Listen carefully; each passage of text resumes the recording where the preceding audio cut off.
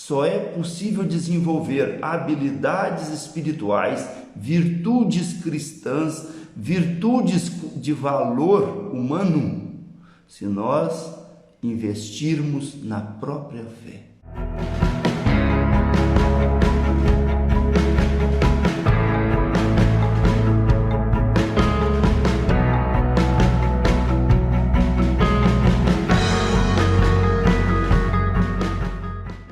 Bom dia, um dia extraordinário para todos nós, um dia espetacular. Nós temos feito essa proposta já há algum tempo, porque fazer um dia extraordinário, fazer um dia espetacular, bom dia. Olha o nosso querido Charles aí, amanhecendo cedo, agarrado desde cedo.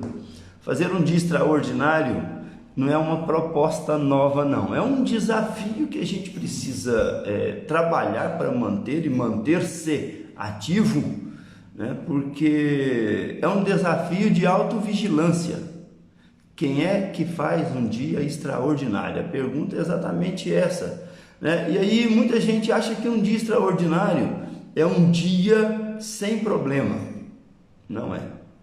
É um dia sem dificuldade. Não é. Porque um dia extraordinário é um dia em que você se descobre mais. Nós nos descobrimos quando estamos atentos a como reagimos às circunstâncias e queremos melhorar esta reação, ao ponto de que a reação seja a não reação. Nós não vamos reagir, nós vamos agir com a certeza de que vamos produzir efeitos diferentes, com a certeza de que podemos produzir efeitos deliberados, resultados que desejamos. Então, muita gente acredita que isso é uma proposta nossa, né, novíssima aí, do período de quarentena, de pandemia, e não é. Produzir um dia extraordinário é estar vigilante, atentos. Para quê? Independente do que aconteça, nós vamos entender que por trás do ocorrido há um propósito maior, e esse propósito é a nossa autoeducação. É a nossa autocorreção. Nós vamos estar nos corrigindo diante das circunstâncias. Antes eu agia assim, agora eu ajo assado. Eu estou me corrigindo, estou me tornando melhor. Por quê? Porque a fé verdadeiramente transforma quem a desenvolve. Quem a desenvolve. Só é possível desenvolver habilidades espirituais, virtudes cristãs, virtudes de valor humano, se nós investirmos na própria fé. Sem investimento na certeza de que há um propósito maior na vida. A vida tem um propósito superior. Nós não estamos aqui à mercê do acaso. Tanto é que não se distribui Covid-19 e pega quem estiver no meio, não.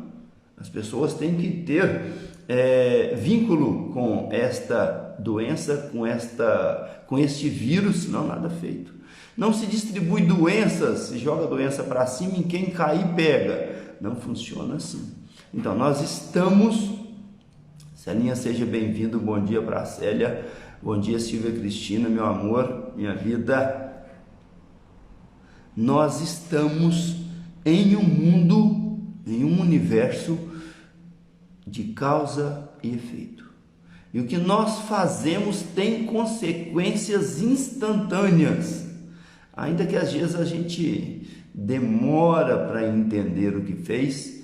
Nós sentimos instantaneamente o que fizemos, porque isso reflete da nossa consciência para os nossos sentidos numa velocidade incalculável, acima da velocidade da luz. Esta é a velocidade do pensamento, e o reflexo do que esse pensamento produz como determinação para o nosso cérebro, para o nosso sistema linfático, para o nosso organismo, é de uma velocidade incrível. Então, produzir um dia extraordinário é ter e manter um dia de vigilância. Para quê?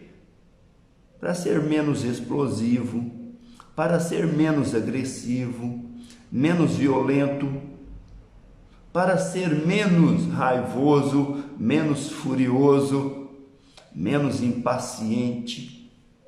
Então, quem vai determinar se o dia vai ser extraordinário ou não é a maneira como eu vou lidar. Isso depende da minha interpretação, do contexto e das circunstâncias em que eu estou vivendo. Se isso não for ressignificado, se eu não começar a ver a vida por um outro prisma e a me sentir dentro da vida com outras características a serem levado a sério, eu não mudo a minha percepção das circunstâncias dos outros, porque eu não mudei a minha percepção de mim mesmo. Então, cada um enxerga a vida como um reflexo de como se enxerga. E a fé, desenvolver-se a fé, que é entender que nós somos um ser espiritual e existe uma espiritualidade trabalhando mais dinamicamente do que nós imaginamos para que o nosso cotidiano seja o que verdadeiramente deve ser. E em especial para nos defender de nós mesmos.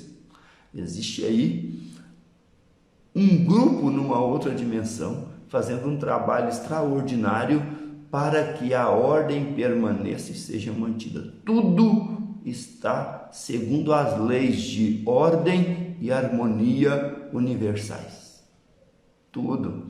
Nós estamos falando de leis espirituais da vida. Por isso nós estamos falando de espiritualidade. Pessoal, existe uma percepção em uma das narrativas que nós vamos dar atenção hoje.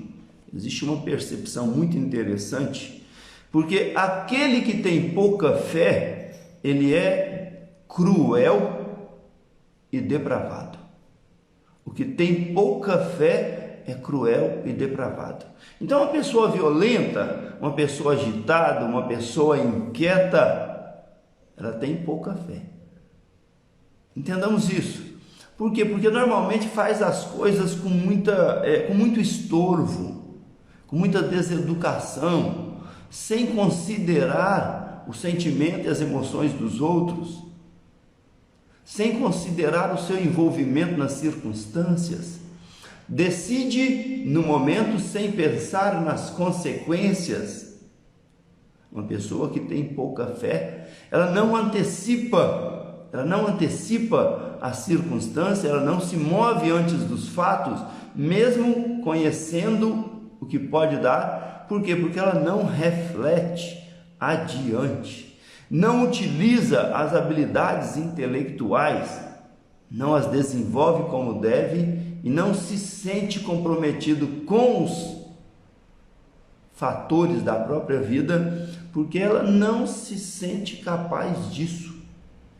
A falta da fé nos tira a visão de capacidade que nos compete em lidar com a circunstância com uma sabedoria especial. Então, nós estamos trabalhando aqui o capítulo 8º do livro Poder Ilimitado e estamos vinculados a esse capítulo, porque estamos fazendo aqui um estudo dessa obra na ordem. Charles está colocando aqui para a gente, porque muitas pessoas têm tanta dificuldade de receber auxílio para se melhorarem. É nítido que o que é oferecido fará bem a ela. No entanto, ela obterá todo o auxílio e, no entanto, ela não aceita. Ô Charles, essa observação é claríssima aqui para a gente, né? Por que determinada? Quer dizer, ela rejeita o próprio auxílio, né, Charles? É isso mesmo. Então, por que ela rejeita o próprio auxílio? Por que as pessoas não aceitam nem ser ajudadas? É porque estão se enxergando como verdadeiras naquilo que assumiram e não pode deixar transparecer que não são. Isso é um orgulho avassalador, em que a pessoa não para refletir no ponto de vista dos outros. Eu uso dizer que a gente precisa construir um coeficiente entre o que você percebe de você e o que os outros percebem de você. Agora, se a grande massa percebe o que os outros percebem de você, o que você percebe de você mesmo deve ter menor valor no coeficiente que vai surgir dessa conta. Deve ter menor valor. Por quê? Porque nós estamos sempre construindo uma imagem para que os outros acreditam que somos aquilo.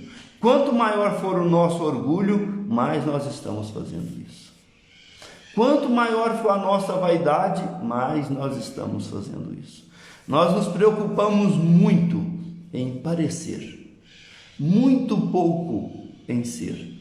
E aí nós vamos pegar a antiga filosofia romana, né? Vamos pegar aí os filósofos romanos, né? Que mais vale ser que parecer. Então por quê? Porque o universo responde ao que nós somos. Porque o universo responde ao que nós somos.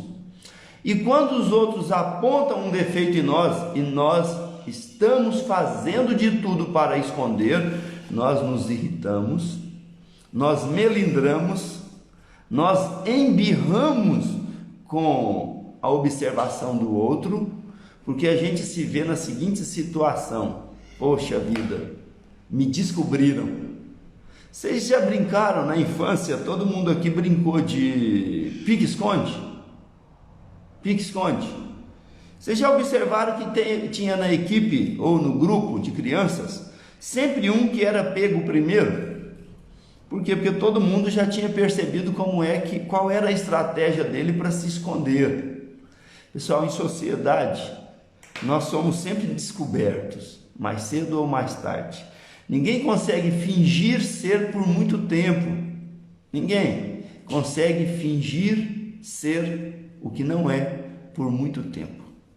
Então, para nós entendermos por que é que nós não aceitamos ajuda, é tão difícil aceitar ajuda, é porque a gente não para se descobrir como verdadeiramente é. A gente não para se descobrir como verdadeiramente é e o que nos compete mudar. Porque se nós estivermos atentos com relação às nossas estratégias, o que nos compete mudar, bem atentos, quando o outro falar que nós temos aquilo, a gente fala: tenho mesmo, sou desse jeito, tenho analisado muito como é que eu vou fazer para melhorar. Você tem alguma sugestão? E isso pode ser ajuda em qualquer espécie? Pode, mas eu estou falando, Charles, em especial daquelas que dizem respeito às nossas dificuldades.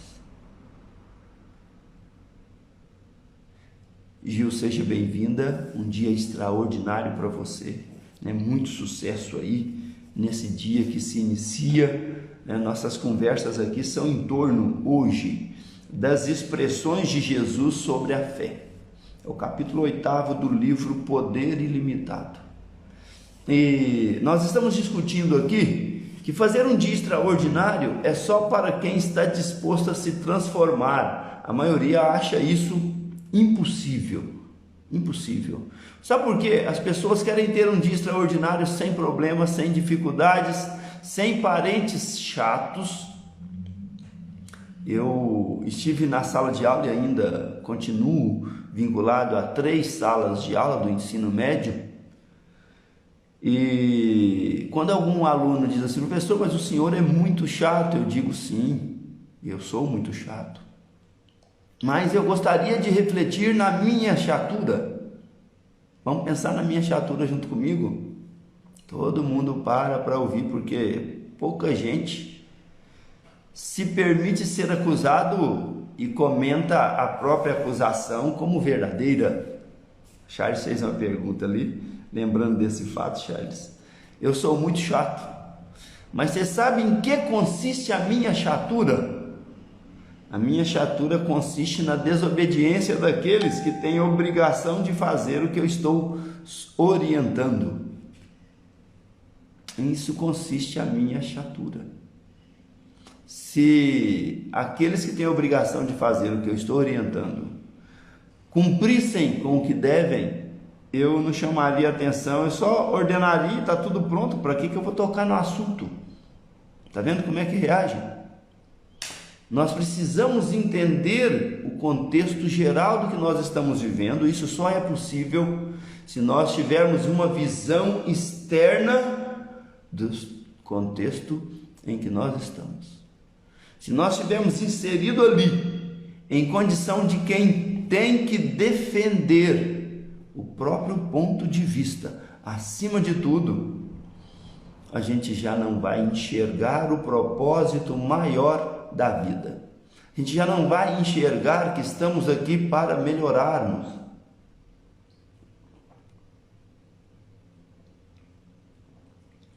Então, a passagem que nós escolhemos para iniciar este capítulo é uma passagem muito interessante, muito emblemática, mas é a passagem que Jesus utiliza uma expressão a respeito da fé que é nada cortês, mas que diz respeito à humanidade, à nossa geração.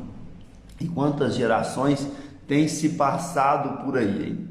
Este é o fator que nos implica observar. Diz aqui: quando chegaram onde estava a multidão, um homem aproximou-se. Isso está em Mateus capítulo 17, de versículo 14 até o 21, tá? Quando chegaram onde estava a multidão, um homem aproximou-se de Jesus, ajoelhou-se diante dele e disse: Senhor, tem misericórdia do meu filho. Ele tem ataques e está sofrendo muito. Muitas vezes cai no fogo ou na água. Eu o trouxe aos teus discípulos, mas eles não puderam curá-lo.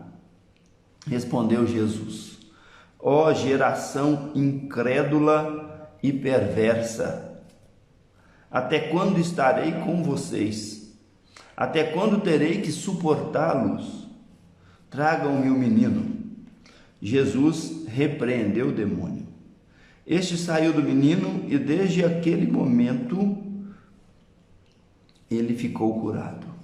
Então os discípulos aproximaram-se de Jesus em particular e perguntaram. Então, numa outra situação, separado da multidão, em que Jesus chamou a atenção de todos, ele estava chamando a atenção dos discípulos.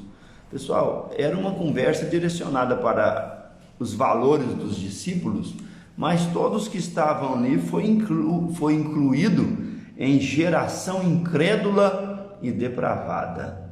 Geração incrédula e perversa. Tem uma tradução que diz: ó raça de víboras, até quando vos sofrerei? A gente vive envenenando a figura do outro, por isso raça de víboras na tradução, tá? E aí os discípulos chamaram, estando em particular com Jesus, disseram para ele: por que não conseguimos expulsá-lo? Ele respondeu: porque a fé que vocês têm é pequena. Eu lhes asseguro que se vocês tiverem fé do tamanho de um grão de mostarda, poderão dizer a este monte: vá daqui para lá, e ele irá. Nada lhe será impossível. Mas esta casta de demônio não se expulsa senão pela oração e pelo jejum.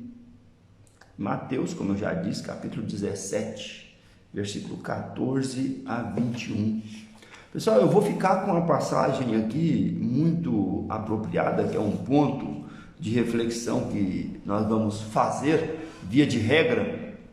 Pessoal, quem tem pouca fé é incrédulo e é perverso.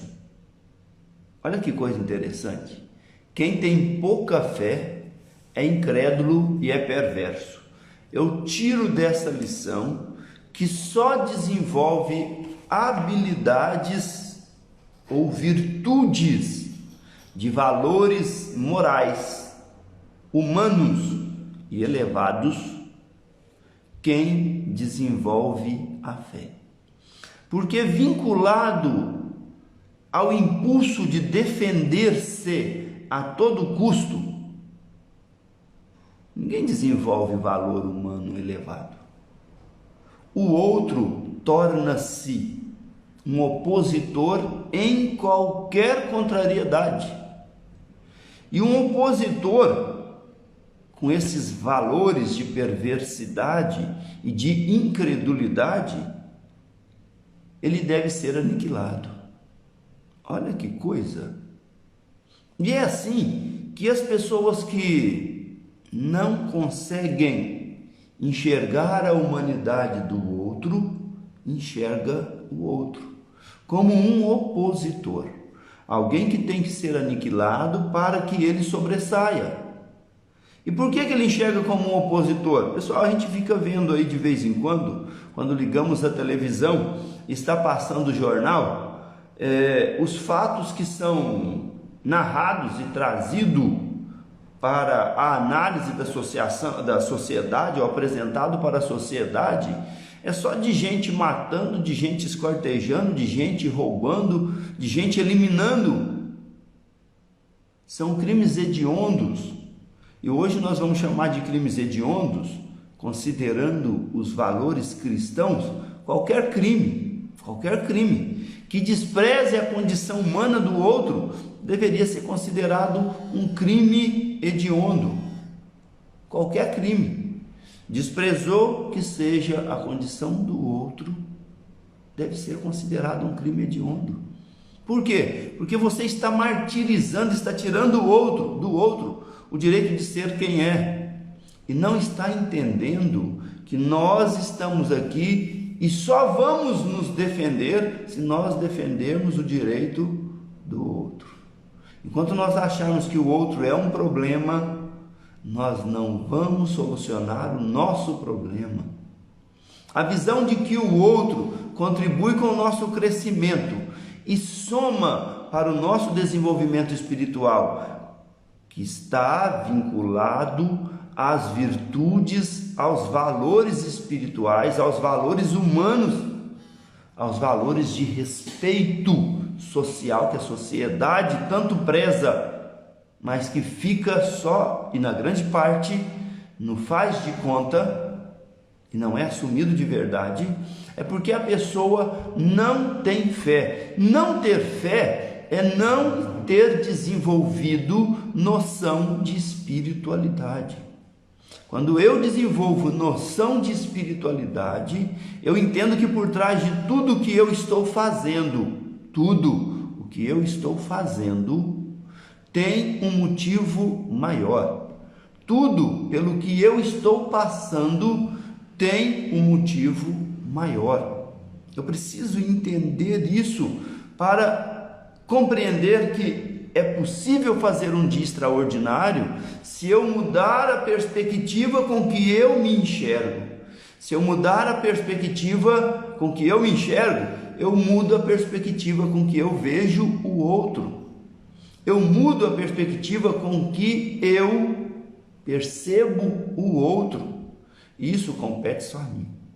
E sozinho, pessoal, na maioria das vezes, nós não vamos. Nós não caminhamos nessa direção sozinho. E enquanto nós enxergarmos no outro um opositor e tivermos que defender o nosso direito a todo custo, pessoal, nosso direito na lei da natureza nunca é desrespeitado. Nosso direito na lei da natureza nunca é desrespeitado, porque ele é guardado, ou ele é mantido segundo os princípios espirituais que nós esposamos e segundo o esforço que fazemos para considerar a humanidade do outro. Nosso direito, ele nunca é ultrapassado. Nós ultrapassamos o nosso direito com relação aos outros, e aí os outros ultrapassam o nosso direito porque nós dissemos que aquilo é necessário. Precisamos viver aquela experiência, porque isso está registrado na nossa consciência e isso se manifesta em todos os contextos ao nosso redor.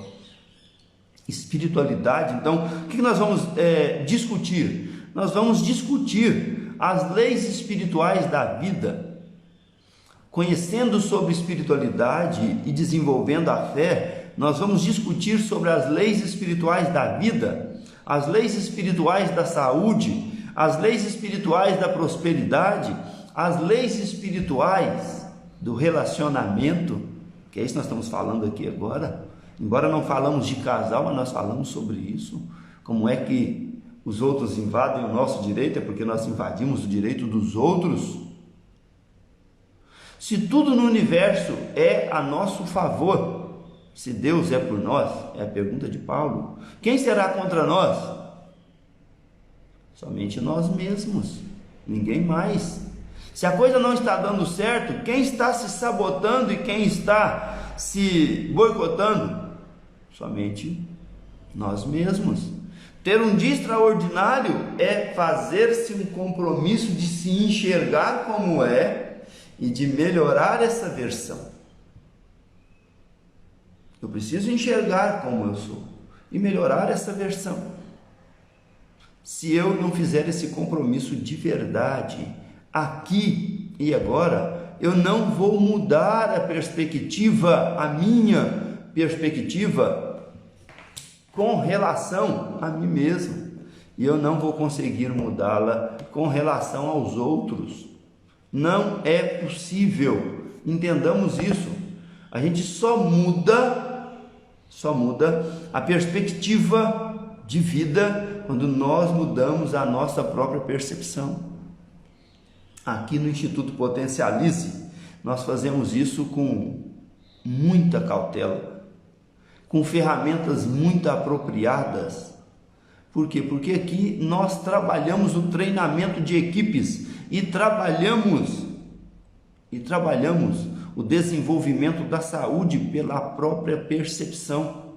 Pessoal, aquelas crenças que estão no cerne do nosso problema e nós não enxergamos e não mudamos a maneira de enxergar a vida, porque nós não vemos as crenças com clareza, são facilmente identificadas e facilmente ressignificadas quando nós tomamos consciências dessas crenças. Reavaliar esses princípios, retomar esses princípios é uma tarefa nossa, é uma tarefa particular, mas sozinho a gente não consegue se enxergar com esta profundidade sem um conhecimento específico, sem um conhecimento detalhado dessa área. Então, o que eu tenho dito há mais de 28 anos? Eu tenho estudado sobre a mente e o comportamento humano e as leis espirituais da vida. Para quê? Porque isso está na essência humana da transformação moral que cada um se dispôs a fazer ao nascer. E que 97% não consegue. Estou falando 97% porque se eu for especificar, o índice é maior. 97% não consegue fazer essa mudança porque falta fé. E falta fé porque falta conhecimento, porque falta estudo, porque falta dedicação. Falta dedicação porque falta a certeza de que é possível. Voltei na fé de novo. E nós fomos criados em contextos muito adversos, em que as verdades que valiam não tem nada a ver com as verdades que valem hoje. Eu fui criado com verdades que já têm 50 anos. Vamos fazer 50 anos há pouco tempo, e há poucos dias fazem 50 anos essas verdades. Estão ultrapassadas em meio século. E sabe qual é o nosso problema? Nós continuamos agindo no automático que foi construído há 50 anos, quando nós não nos conhecemos com a devida profundidade. Fazer um dia extraordinário só é possível se eu parar agora tirar do piloto automático, olhar com clareza como eu reajo às situações, matar a ansiedade, matar o tumulto. Tem uma observação de Paulo que diz assim: não vos conturbeis por motivo algum. Não fiqueis agitado por motivo algum.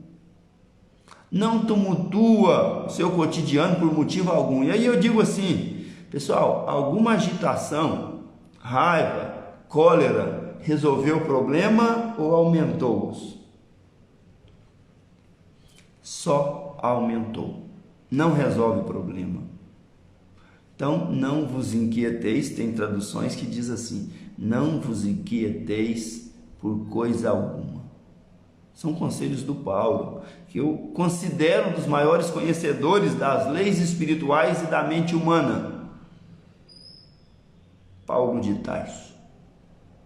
Então, entendamos esse fator. Para nós ressignificarmos e fazermos um dia extraordinário, nós precisamos começar aqui e agora, nos percebendo como verdadeiramente somos.